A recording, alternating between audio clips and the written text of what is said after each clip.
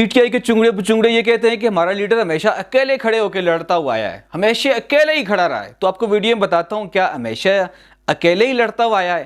تو اس ویڈیو کو آپ اگر تسلی سے سنیں گے، پی ٹی آئی والے بھی اپنے دل پر ہاتھ رکھ کے اگر میری پوری ویڈیو دیکھ لیں گے، انشاءاللہ امید کرتا ہوں کہ ان کو سمجھ میں آ جائے گی کہ آپ کا لیڈر آپ کو دھوکہ دے رہا ہے۔ وہ اکیلے کبھی بھی نہیں لڑا، وہ اکیلا کبھی بھی نہیں رہا، اس نے کہیں نہ کہیں ہر کسی کا سہارا اس نے ضرور لیا ہے۔ تو یہ جو بیانیہ بنایا جا رہا ہے پی ٹی آئی کی طرف سے کہ ہمارا لیڈر ہمیشہ اکیلے کھڑا ہوتا ہے اور یہ چور وہ چور وہ چور، تو اب آپ کو سمجھ میں آ جائے گی کہ 2018 سے پہلے کہاں کہاں اتحاد رچایا صاحب نے اور کہاں کہاں انہوں نے بلنڈر مارے۔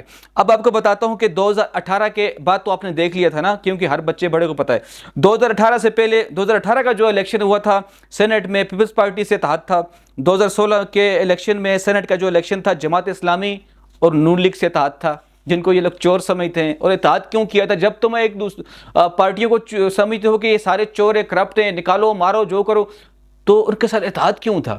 دیکھو چوروں کے ساتھ کبھی اتحاد ہو سکتا ہے؟ نہیں ہو سکتا نا، تو کیوں کیا تھا؟ اس کی وجہ کیا ہے آپ بتائیں پھر۔ 2015 بلدیاتی جو انتخابات ہوئے تھے، کراچی میں ایم کیو ایم کے ساتھ اتحاد تھا، اور لاہور میں نون لیگ والوں کے ساتھ اتحاد تھا، مردان میں جے یو آئی کے ساتھ اتحاد تھا، بونیر میں اے این پی کے ساتھ اتحاد تھا۔ یہ تو سارے چور ہیں، اتحاد کیوں کیا تھا؟ کیوں کیا تھا اتحاد؟ اب اس سے پیچھے اور چلا جائیں، 2014 میں طاہر القادری صاحب کے ساتھ سیاسی اتحاد تھا۔ طاہر القادری صاحب ایک عظیم انسان ہے، میں ان پر تنقید نہیں کر رہا، صرف سمجھا رہا ہوں آپ کو میں کہ ہمیشہ کسی نے کسی کا سہارا لیا ہے۔ 2013 میں کے پی کے اندر جماعت اسلامی کے ساتھ اتحاد تھا، جو آپ نے شاید بہت سارے لوگوں نے دیکھا بھی تھا، پھر بعد میں جماعت اسلامی نے جا کر ان سے دوریاں اختیار کی۔ 2008 میں قاضی حسین احمد صاحب سے اتحاد تھا، اور 2002 میں افتخار چودھری صاحب کی گود میں بیٹھے ہوئے تھے۔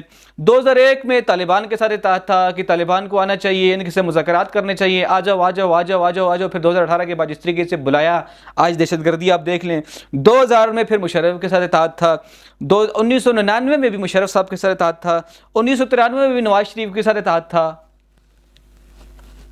اب آپ مجھے بتائیں کہ ہر 2-3 سال کے بعد تو چوروں کے ساتھ اتحاد تھا، تو پھر آپ کو ٹرک کی بتی کے پیچھے عوام کو کیوں لگایا ہوا ہے؟